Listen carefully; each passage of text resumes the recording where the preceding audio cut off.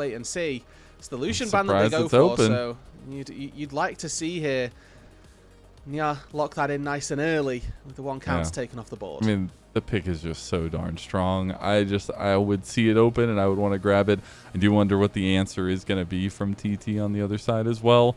But at least Nia will have a little bit of safety, a little bit of stability there in the mid lane and against an opponent he knows pretty well. Yes, these two are obviously relatively familiar with one another. We can touch on that with a little bit more time later on. But team fight composition with the Orianna does sort of enable hyper carries as well with this enchanter meta. You do then create a sort of dual shielding composition that can give a marksman a lot of power in that late game. For ThunderTalk, they elect to go for the Rise, so a mid-range mage to try to sort of machine gun the Orianna down, make sure that she's not too relevant during the laning or during the mid-game and through those team fights. But through the early stages of the game, the Rise, not necessarily going to be too strong versus this Orianna. And I like this as a takeaway if ThunderTalk go for it, but I think with the amount of junglers that are still up and available, there are plenty of other options that you can look to go towards. The Rumble, a little bit more higher priority for me, and they do take it off the board. Our picks being picked up here, game number 1, meaning they won't be available for the rest of the series. Still a lot of games to be played, but a very powerful Rumble here with the Rise. A lot of AP in that top side of the map, but a lot of potency as well. See what IG's double response is going to be in the first phase. And this is where you would elect to start taking these junglers. So things like your Jarvan, if you want to pen in both of those immobile carries against or as ThunderTalk, I think IG taking the Jarvan here would get a lot of control up against TT with the Orianna Shockwave as well. Definitely makes sense, but they elect for the budget Knockwave combo here in the Neferi. The ball on the Neferi responded to with a Lee Sin, but this duo for Invictus Gaming, it's a difficult one to pull off. It's not as easy as the Knockwave combo because the Nocturne is going to get there guaranteed. The Neferi, a lot shorter range to try and make that happen, but can still be that backline target and ball delivery system. I was baited with Hot Pot and I never got any. It's the word that the Jarvan was hovered. I was ready for the Rumble Jarvan combo. We didn't even go that direction. Now we just have 2 carries in the jungle. And I think that for TT here, they're sort of saying, all right, well, we'll fight fire with fire. If you want to go for an early bridge jungler in the Jarvan, maybe we'll give you a Xin Zhao. But if you're going to lock Neferi, then we're going to lock something that can dice early on in the Lee Sin here. So Junhao respecting the sort of burden that Wade's put down in the early stages of this game. And as we were looking at this series coming in, Mazel, we were saying that these 2 junglers are going to be instrumental in how this series plays out. If Wade can steamroll through the early stages of this game, the opportunity for TT to keep pace is very, very slim. So giving Neferi over to Wade, game number 1 of all things, is laying that gauntlet down nice and early and giving Junhao that challenge from the off. Now in the second phase, though, we are looking at some different focuses, but still particularly to the bot lane. That Bard that we've seen so rampant is going to be taken away, as well as the Caitlyn for the 2v2 action. Lulu is going to be the final ban by TT. Still have Corki Nami available here for either side if they want to go for something that's sort of fallen out of flavor, but when we've got 1, 2, 3, sort of 7 bans towards that bot lane and various different pairings, maybe Corki Nami starts to come in. I mean, IG are already a relatively short range composition, so there's no harm in trying to take that for themselves. The problem that there is they don't get first pick of the litter here. So Nautilus taken off the board, maybe banning away for a Kai. So we've still got Ezreal open, which feels like one of the big picks that TT should be looking for. If they're looking for something quite easy and safe down on that bot side, they can maybe play at range and prevent this sort of short-range composition for IG going crazy. All right, we see already the hover coming through for that potential Nami lock-in. Just a lot of safety, a lot of peel back as well, but some engage potential for Feather. See if that actually does get locked in and what the pairings are going to be looking like now, as we will save that counter pick for ADC. Not something you see very often. No, it's not. And for TT here, I mean, it might be the Jhin counter pick, which is going to be very funny. Because Jhin Nami not a bad bot lane. Don't get me excited, 3 carries on the top side. I know. 3 carries on the top side. Jhin fits in really nicely to this TT composition. For IG, though, I do still think that they're looking for something quite heavy damage coming out of that bot side. So a Jhin, as much as it's possible, I wouldn't really like it here for either for JiaQi. maybe something that can go for the poke and play and give them a little bit of range could be possible, but I don't know that they're going to opt out of this late game or out of this short range style that they've already kind of hemmed themselves into. A couple of the pieces separated here. I know we were talking about the Corki Nami, but this time around it will be the Nico Corki. Still a pretty devastating combo, and Meiko will be able to have some huge engages on the Pop Blossom. We'll see what TT want to end up locking in. The Ezreal for the safety and the potential for On to carry late game.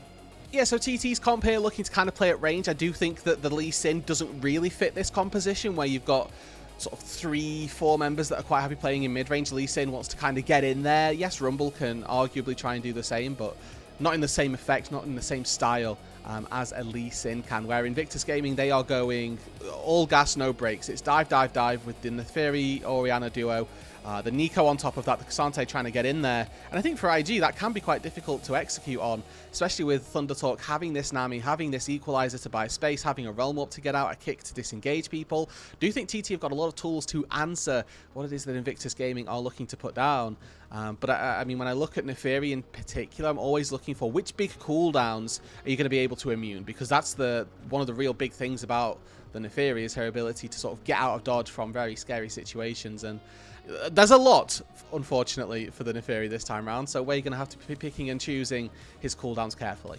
The thing I love is that we get so much focus on that jungle. What we wanted to talk about. I know we didn't end up getting to the head-to-head, but you had mentioned in the draft, this is the undercurrent of this series. It is jungle, and I think it's so important to highlight these two here because Wei is the general that leads from the front line for IG, and Junhao, obviously some experience there as well, but needing to be that same for TT. Yeah, we can see sort of the very big differences between those two here as we do get ourselves onto the Rift. It is Knights Rivals Day number 1, and you know we gotta keep it spicy. Series 1 went to 5. We'll see if Series 2 does as well. IG versus TT. Game 1 starts now.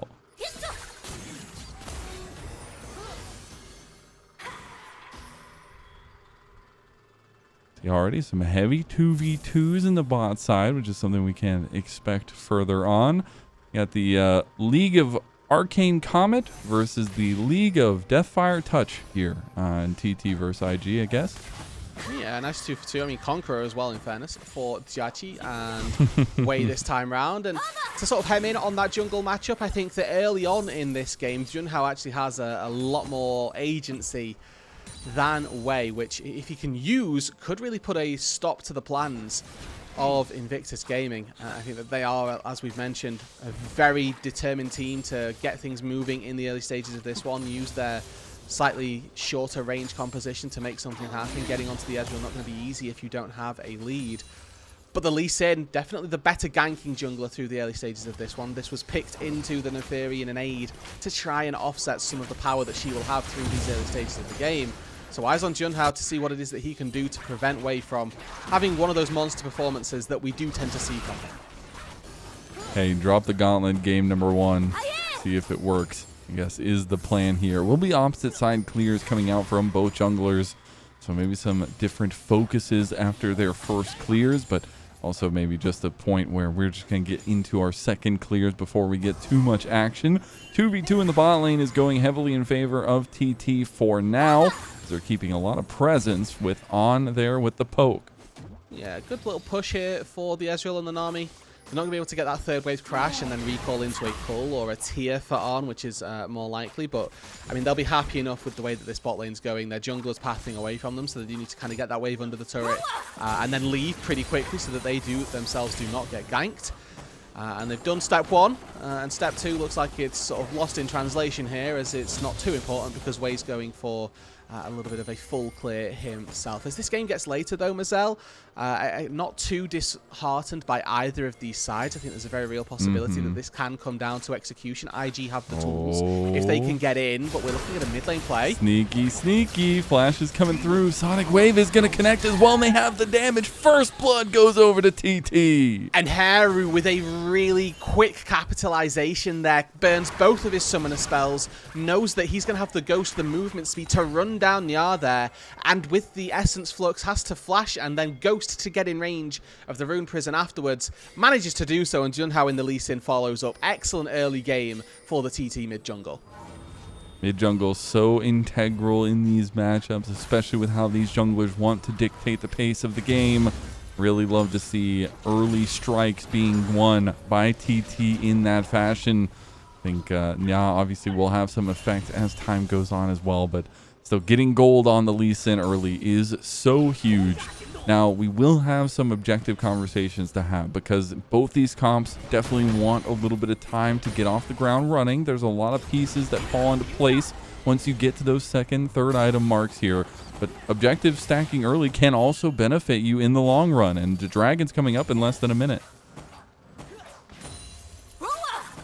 And I think that when those Drakes start to be taken, it's going to come down to who's got that bot lane push, and so far that has been ThunderTalk. Sort of apropos of any jungle interference, Arn and Feather have already picked themselves up a small advantage down on that bot side. Feather, through the regular season, relatively consistent as a support in Group Nirvana, was getting conversations thrown around. Is he the all-pro support for this league? And we'll have to see, but Nya wants to get in trouble. Another gank going mid lane, targeting the rookie. Luckily, Wade jumps over to his side. Heru not able to get the damage through, and Nya in trouble again. Very small misplay here by Junhao. Heru's got the E ready on Nya, but the cripple, the Tempest cripple from Junhao doesn't come through until it's too late. So Heru can't actually gap close, can't get in to land the root. By the time the W comes down, the E's worn off and it's only a slow, so the space is able to be bought. It's Nya there getting away, but really shouldn't have been. That should have been a second kill. All out with a level advantage from Breathe in the top side. One of the BMW top lane. Unks get the solo bolo on Keshi. That's that level lead, and can he get away? He's going to have the dash coming through. Cassante is elusive. He's going to try to get away, but the Sonic Wave does connect. He's going to get under turret, but Heru does pick up the kill. One overload manages to find it, TP into the mid lane from Keshi to pick up the scraps of farm that are going to be thrown in by Nya. But it's Wei who's constantly looking for these cross maps as we see bot lane in a tussle. Nice dodge out of the Mystic Shot there. JiaQi going forward now. Barriers have been popped. On just goes down in the 2v2. They were winning that for the longest time, and now they're losing it. And Nya comes over for a potential roam play on Feather. Yeah, Feather's just going to fall under the turret here. Don't make it anything dangerous. Just push the wave, take it underneath the turret, and try and give the kill to the right person, really. Yeah, that'll do. Gives the bubble over, gives the kill to Nya. Yeah, that's nice. It's good work from Invictus Gaming to try and play that cross map. It's something that they've done really well so far. When we saw Junhao go for the early mid lane gank and find first blood, it was Wei responding by taking the second spawn of chickens, this time around on the top side. When there's a double commit from TT, it's Wei taking the Drake down in that bot lane. Breathe playing very nicely here with his level 6 timer. Gets in, gets the level up, then immediately all out. And Keshi just getting a little bit too overzealous. Tries to get in, tries to play for it with no flash. I mean, Breathe just flashes on top of him. It's yeah, pretty disrespectful. Breathe just feeling himself, not going to lie there. Yeah. Love to see it, love to see it. Guy's flexing his muscles. And there's bright moments like that from Breathe throughout IG's regular season.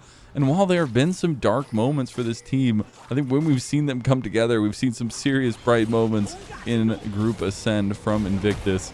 And Breathe trying to set that one up for himself here, moving forward into game number 1. All is quiet on the home front now, though, as we return to our full clears. Wei's going to have a small CS advantage, but because of the kill, Junhao will be tiny bit up. And we still see the push prio in favor of TT in the bot lane, even though they had just lost the 2v2. Yeah, the sort of science behind that 2v2 more than anything, as much as they'd had the advantage. On's items at the time was CDR and mana, and if you're not using that to poke effectively, you don't actually have combat stats for an all-in, where JiaQi had gone back to base. He only had a longsword, but it's an extra set of damage versus what Arn has, so able to find that all in, not to mention the fact that Corki's just really, really strong with the Gatling gun. If you eat all of it, like you're probably going to fall. Some good skill shots landing, and they had a minion to block some of the Mystic shots as well. But I think for me, the leading point so far through this game has been the fact that Junhao done nicely in that jungle to try and get his team ahead. I do fear, though, for this top lane, Mazel, because whenever I look top and my Rumble's items are plated steel caps, and then he's still getting solo killed, that doesn't instill confidence into me. We'll check out it later. We'll look at it later, you know? It's going to need to be a long time later before this Rumble is impactful. Well, luckily he does provide a nice target up here for some distraction while the grubs do get taken down by Junhao. He's a taunt, so, I see. Yeah, exactly. They just got to figure out how to use the pieces. Everything's a weapon. As now TT's looking in mid lane, trying to find Ya again, where they have religiously punished so far in game number 1. But we are going to start seeing these combinations from Wei and Ya. The shockwave delivery combo can be powerful. We won't see it here. A little bit of a 50-50 tussle there. Does go with a little bit of siding help from IG as they were moving over Meiko as well as the Nico. Drake spawns here in about 2 minutes' time. The first one picked up by Wei when Breathe got collapsed on that top side. Looking at his build path, he's feeling quite happy with the way he's been allowed to build up against this Rumble. Quick tidal wave bot side does get dodged away from by Meiko and a summoner heal. So nice advantage picked up again in wake of a dragon spawning in not too long time. Nami wave will be back up, summoner heal won't be. But Wei here on this top side might be looking to find a response. No, we're just chilling. Wei is just farming it up, man. He's just living life as a hot dog. He has the most CS in his team. Just hanging out. That's wild. Hey, okay. Breathe past him. He's good. We're good. He will pass him in a second. But don't worry about that. We won't worry about the numbers. It is something, though, to obviously just continue to put the crown on Wei for IG, it feels like, with this team. I mean, even when we're looking back at Demacia Cup and things like that for IG, it was him kind of leading the charge. And I do really appreciate the kind of temperature check of what his Nefiri can bring for this game number 1. He also just completed the Cyclo Sword there, first item. So very strong right now, for lack of better words, and honestly I don't know that there are better words, as Junhao in fairness has picked up, oh hold on Meiko, that wasn't the cone you wanted to take. I think it's support or combat, so he should be fine to just walk it out. But with the Sundered Sky picked up as well for Junhao, both of these junglers going to be entering this dragon on roughly even footing. Whereas we're not going to get any first items for probably anyone else. The Rise the closest to finishing that Rod of Ages, but Feather getting jumped off. Yeah, okay, but now Wei's in a bit of hurt. He will use the pack and be able to get out of there. Just going over to his doggy allies, as there's 2 dogs on that team. Small thing, and I guess the reason why Lee Sin has been picked into the Nefiri is you can't immune the kick. Once you get kicked, you're flying, and that then means that you can't immune the resonating strike that follows it, provided Junhao, lines it up properly. And that then should lead into a good amount of damage, and it is a good reason why the Nefiri can struggle versus this Lee Sin. Didn't get to see it there, as it was actually Wei using the W to get out of the Sonic Wave from Junhao. Either way, the dragon is looking to be traded 1-to-1 so far, and TT will be able to slow IG's roll, and I think that is really important. Again, this composition in that late game going to struggle if they can't get on top. Another all-out coming out from Breathe. I think a little bit less ability to get a solo bolo there that time, but he does have Wei leaning. Wei wasn't able to contest over the dragon on the bot side, so he was just looking for a counterplay on the other side of the map. But a nice pickup from TT. Continue grabbing some of these neutrals and also be able to stop some of that dragon stacking that maybe IG was looking for. Junhao will go back to his own devices, and this is a situation where I really wonder how much these big item spikes that are going to be coming, obviously we're going to be cresting into 2 here sooner rather than later, are going to affect the skirmishes we've been seeing across the map.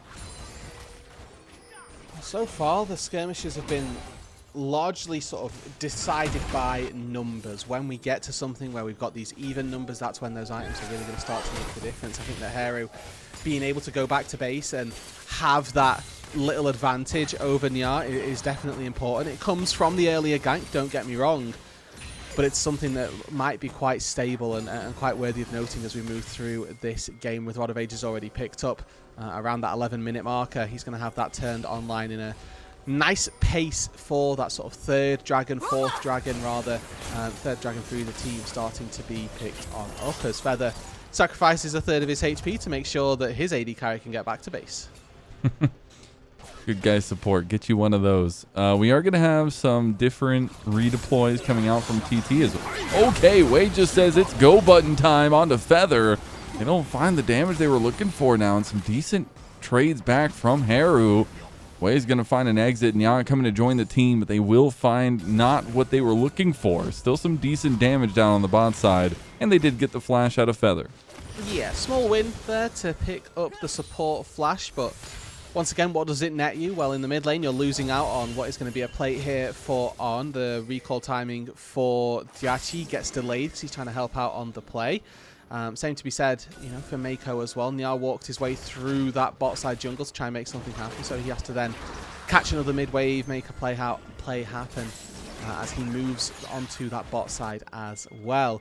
Junhao able to close that gap a little bit in terms of CS as well here. And for ThunderTalk, again, keep this game stable, keep it sort of at this pace. Is now looking for a 3v3. Pop Blossom coming back. They do get a ton of damage onto Feather. Feather is just out of the fight. Dragon Rage kick is going to connect onto 2, and now it's On looking to fire away with the Mystic shots. Isn't able to land the last one, but they do get the kill back. There's those even scuffles, those even numbers here. 3 for 3. It's a 1 for 1 overall. It's both of the supports that go down, and Keshi loses his flash on that top side, so summoner spells are being burned here by Invictus Gaming. They were able to cash in on the Nami not having that flash in that previous skirmish, but we'll see if they can do anything to this Rumble. I do think that Wei, you know, when we see IG succeed, it's because Wei's sort of got 7 kills by this point.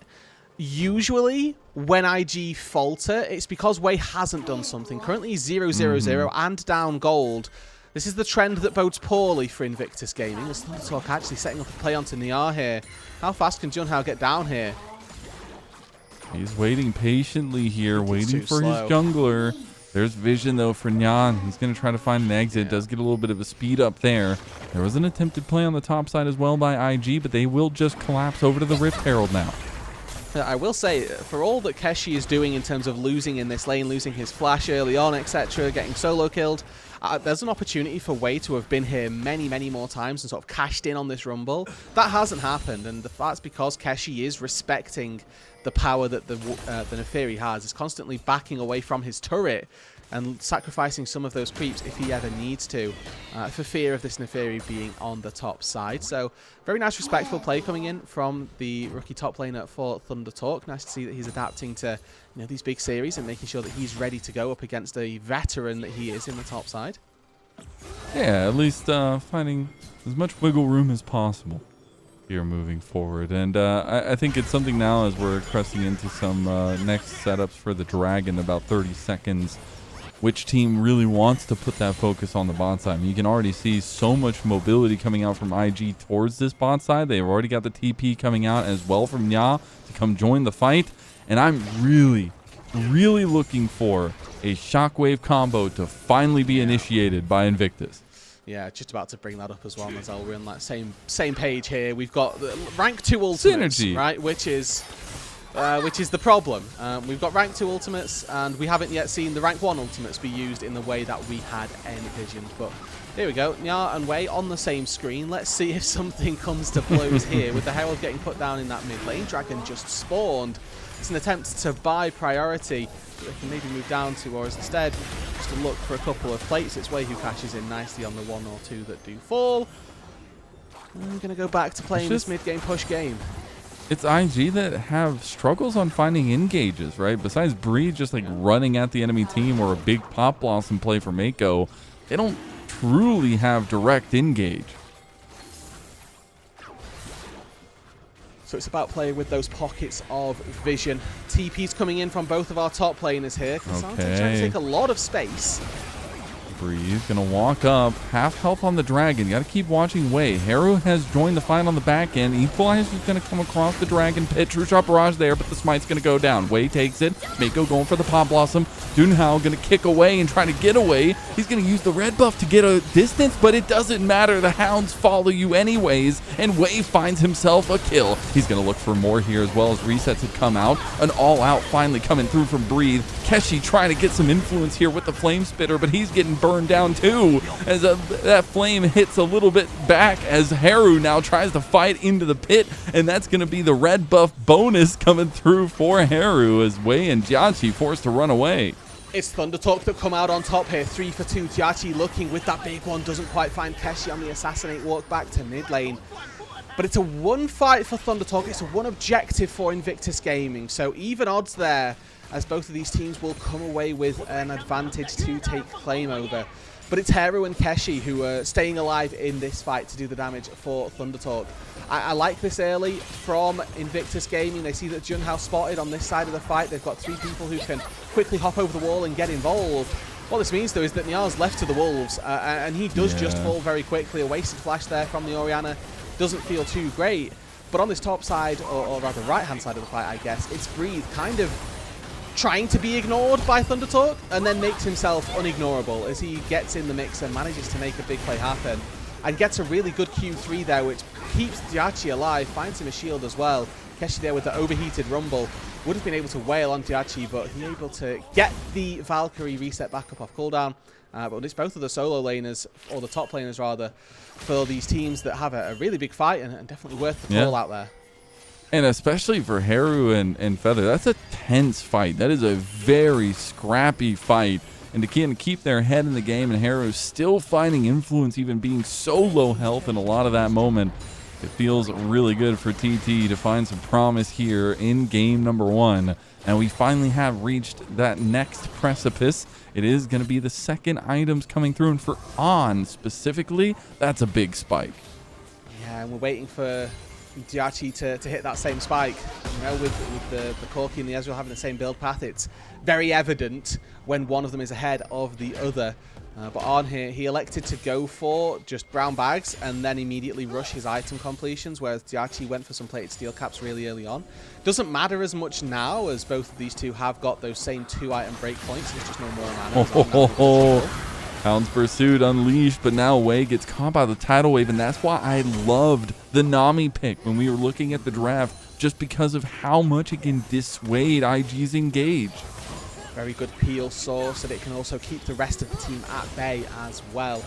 You see On got jumped on, taken down to about 30% HP. The power of this Nami here is that On's pretty much full HP again.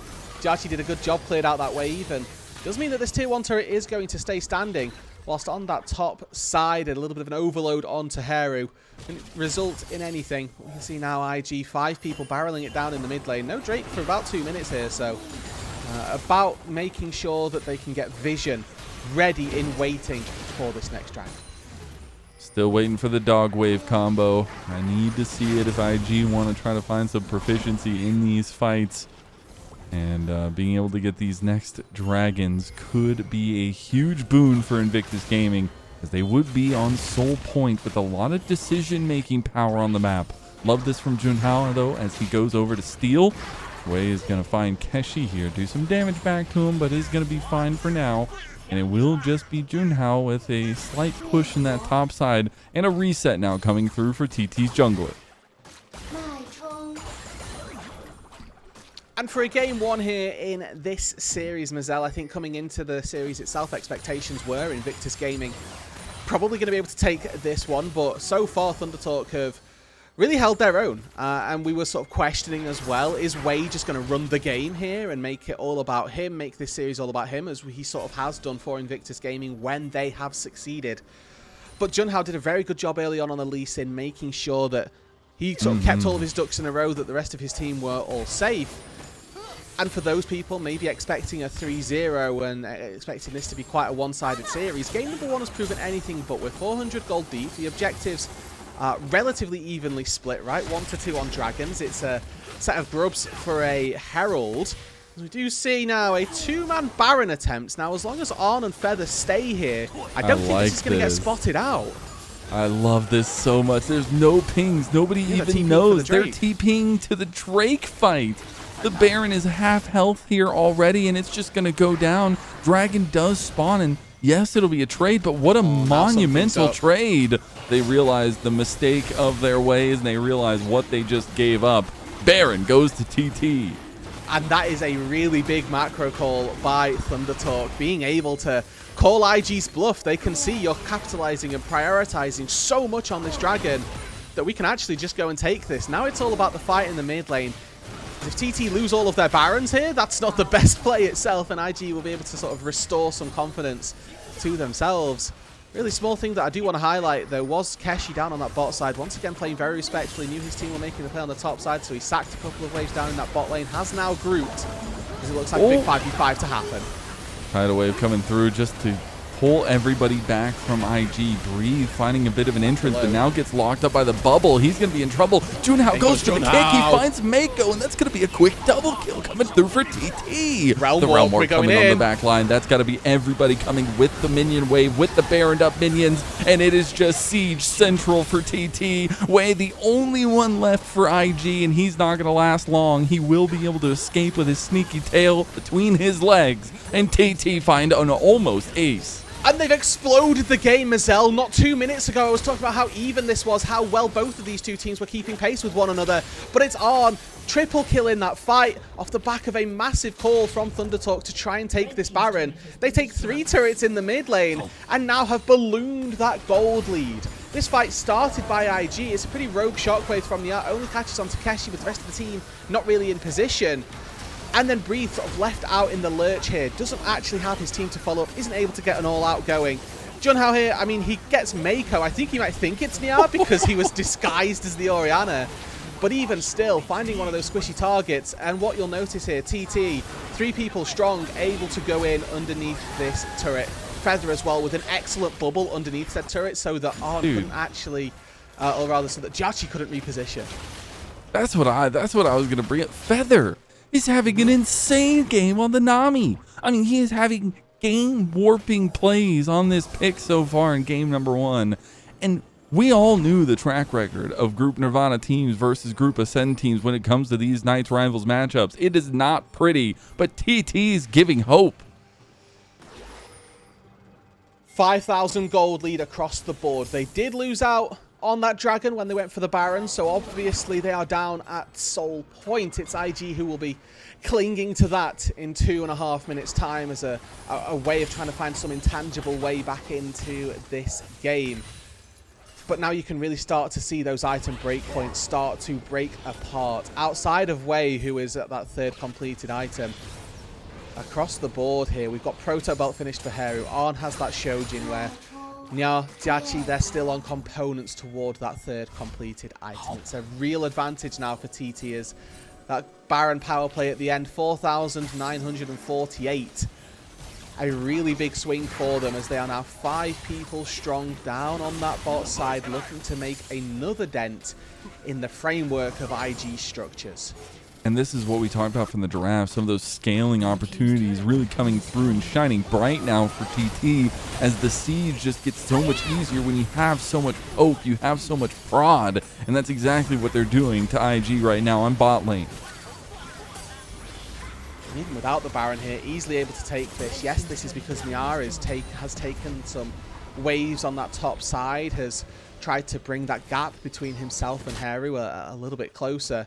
I do want to credit Heru once again. I think one of the players who through the regular season got a really sort of unsung amount of praise for ThunderTalk outside of one of the first series that he played where kind of got bodied. Since then has been very, very consistent for ThunderTalk, even in their losses, and a Zia game where he went flawless that they still lost out on. But he's now 3-0-6, yet to die in this one, the only one on his team with that accolade still in the back pocket. And 2nd biggest gold lead all across his team, and he's going to be the sort of primary source of damage, I'd argue, with that level lead, and the one who needs to make sure that he can dish out that DPS in these fights. And I know we're talking about the mids. Wouldn't mind bringing up that lower 3rd. We do have of them if it's possible, Al, because we're getting TPs coming in. But I just love some of the matchup history, obviously, between Heru and Ya. And obviously some of the setup that did go in favor of Heru as we take a look at that old finals from the LPL Season 3 2025 and see if that memory comes back to haunt Ya. But right now, Heru going to set up a play on the bot side with the Realm Warp. They're going to try to collapse onto Meiko here as they're going to move around. They do have Breathe coming down with the TP. Dragon is spawning here. This is all about just bullying IG away and gaining space. which is something that they've done successfully. Now, if there's a fight to be had as well, I'm sure they'll want it. You can see from the top side here, they're going in. Oh, Breathe wanted it. Pop Blossom goes on to 2, but they didn't get the carries. They didn't get who matters. Wei is down half health. He uses the Hound's Pursuit. The Shockwave combo, the hot Shockwave is not going to connect, and TT are making mincemeat out of IG here in game number 1. It's going to be a full and total clean ace coming through for ThunderTalk. It's going to be Heru that does unfortunately fall in the end, but still a clean win potentially on the board for TT here. I mean, they might just go for the game here, Mazel. 20 seconds on death time as they've got a wave in the mid lane. They've sacrificed bot lane here. TT are going for the throat. The inhib's already down. No it's just the Nexus way. turret's in their way.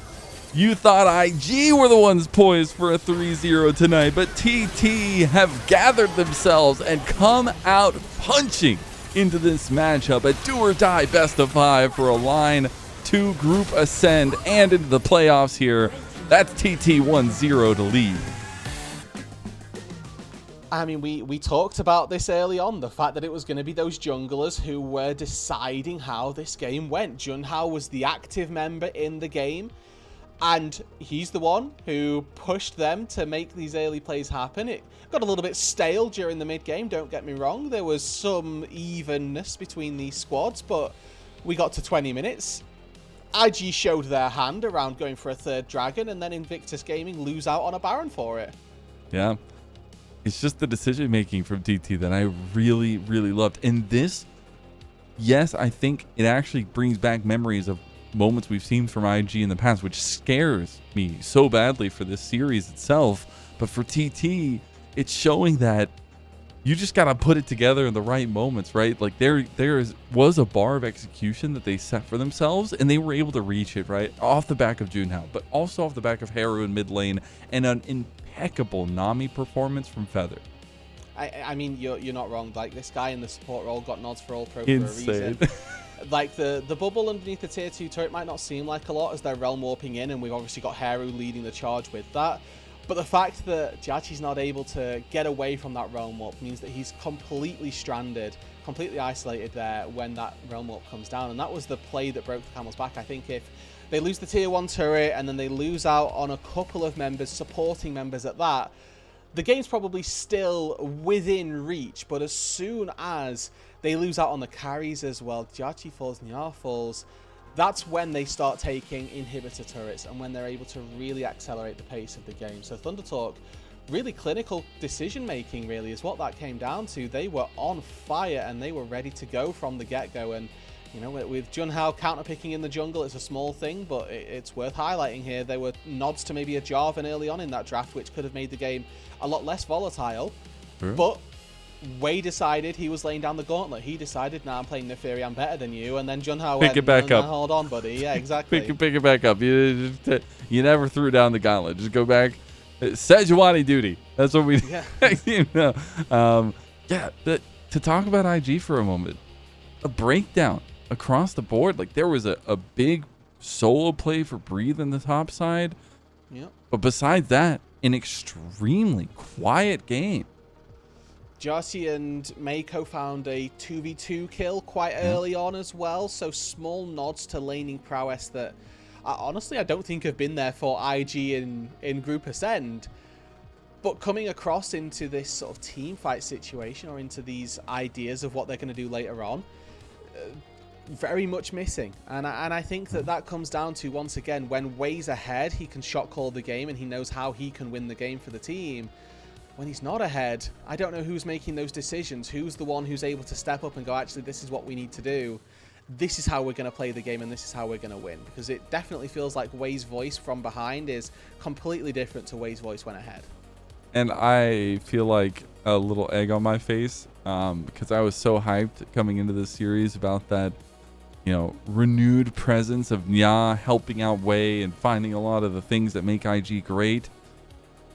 I don't think we got one dog wave. I'm pretty sure the one time they did it, they flashed out of it and didn't hit it, and then the other time they tried to do it, they missed completely. And when you're drafting a composition that has that combo that needs to be there, the execution bar is high, but if you reach it, it's a payoff. We didn't even get close, it felt like. Yeah, we just didn't. You're quite right. As we've got a very cool cinematic on the top side for the one highlight that IG had this game. The one big one. Oh, and this one. Yeah, this is it. So from level 5 in the bot lane onwards, and from level 6 in the top lane onwards. I mean, like didn't really get a replay of this, but On just missed a load of Qs, really. And when you do that on Ezreal, you, believe it or not, don't have too much damage. But I think Meiko as well in this game was one of my sort of nods for potential all-pro supports that IG did have. I don't think there were too many through regular season, but he's had a really rough Nico game to start this one out. Not really able to find too many big pop blossoms, not able to get on top of those carries, sort of blinded by the lights of numbers and then not recognizing what those numbers might represent. Definitely a bit of a problem as the Nico, definitely. But I mean, for Invictus Gaming, obviously a best of 5. They're not adverse to finding themselves in these positions as well. The BMW trio, with almost 3,000 games between them, will have been in this position before. True. Invariably through their career. So there's hopes, there's chances, and obviously not all safe for the crying just yet.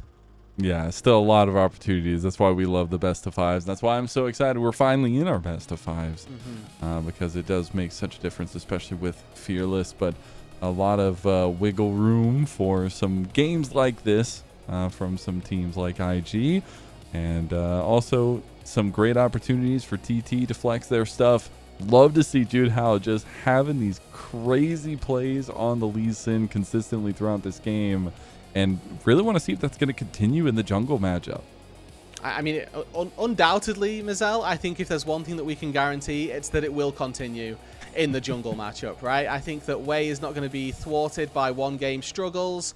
I don't think that Junhao is going to be happy until he's booked himself a spot in Group Ascend. So there's up to 4 more opportunities for these junglers to really show what they're worth. TT will be hoping, yeah, let's get this over with nice and quickly. Obviously, IG are going to be hoping that they now need to come back, make their way back into this series, and really actually start playing the game again. Who you got for MVP for game number 1? Oh, that's tricky. It's Feather for me, man. I mean, I don't know that it was that great. It was really good. Don't get me wrong. He did well, but he wasn't. That was only possible because of the playmaking made by Junhao or by Heru. I would advocate for. Well, personally speaking, yeah, it will be the flashy plays on the Lee Sin. You know, can't always get what you want, is what I like to say. If Feather had been flash bubbling mid lane and finding early kills that way, you know, then maybe. Feather put the fries in the bag very well. Like, he was an excellent Nami. He was an excellent fry man. He was, but he didn't do amazing, like, holy moly, unspeakable game-winning things like Junhao was able to. Well, that is true. And game 1 does go whole-handedly to TT. We'll see what IG can do to bounce back in this series, or if TT bring us to match point. I do expect IG to give us some fight. We'll see you after a short little break for game number 2.